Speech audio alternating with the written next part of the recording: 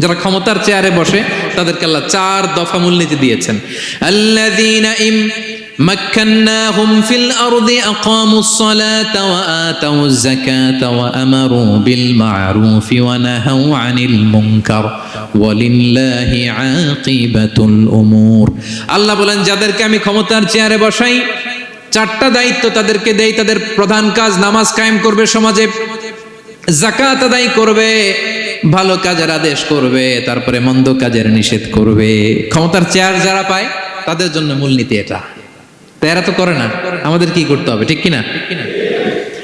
ভালো কাজের আদেশ করতে হবে, মন্দ কাজের নিষেধ করতে। বিষ্ণু ইসলাম বললেন, মান রাআ মিনকুম মুনকারা, চোখ দিয়ে যে সমাজে খারাপ দেখে ফালিয়ুগাইয়িরহু বিয়াদি, সেজন্য হাত দিয়ে ঠেকিয়ে দেয়। হাত দিয়ে, ফাইন লাম ইয়াস্তাতি' ফাবিলিসানি, হাত দিয়ে না পারলে মুখ দিয়ে। কারণ আপনার অনেক সময় এরকম পরিস্থিতি নাও হতে পারে যে আপনার এত পাওয়ার নাই যে আপনি হাত দিয়ে থামাই দিবেন, এরকম হয় না? অক্ষম, আমি পারি না।